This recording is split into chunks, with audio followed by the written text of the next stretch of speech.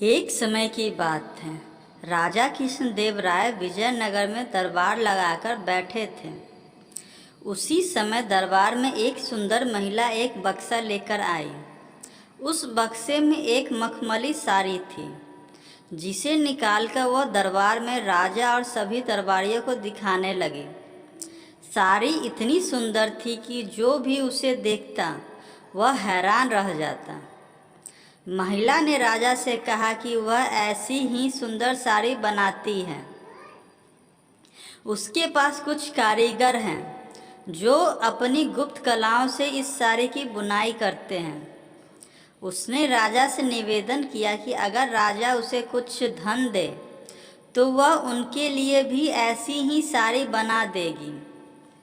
राजा कृष्णदेव राय ने महिला की बात मान ली और उसे धन दे दिया। महिला ने साड़ी तैयार करने के लिए 1 साल का समय मांगा। इसके बाद वह महिला साड़ी बुनने वाले अपने कारीगरों के साथ राजा के महल में रहने लगी और साड़ी की बुनाई करने लगी। इस दौरान उस महिला व कारीगरों के खाने पीने से लेकर तमाम खर्चे राजमहल की ही उठाता था। इसी तरह 1 साल का समय निकल गया। फिर राजा ने अपने मंत्रियों को उस साड़ी को देखने के लिए उस महिला के पास भेजा। जब मंत्री कारीगर के पास पहुंच गए तो वह देखकर हैरान रह गए। वहां 2 कारीगर बिना किसी धागे या कपड़े के कुछ बुन रहे थे। महिला ने बताया कि उसके कारीगर राजा के लिए साड़ी बुन रहे हैं, लेकिन मंत्रियों ने बताया कि उन्हें कोई साड़ी दिखाई नहीं दे रही है। इस पर उस महिला ने कहा कि यह साड़ी सिर्फ वही लोग देख सकते हैं जिनका मन साफ हो और जीवन में उन्होंने कोई पाप न किया हो।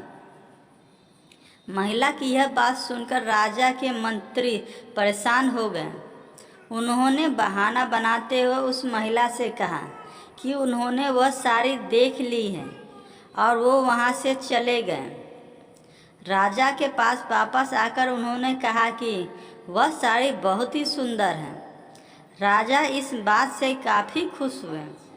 अगले दिन उन्होंने उस महिला को वह साड़ी लेकर दरबार में हाजिर होने का आदेश दिया।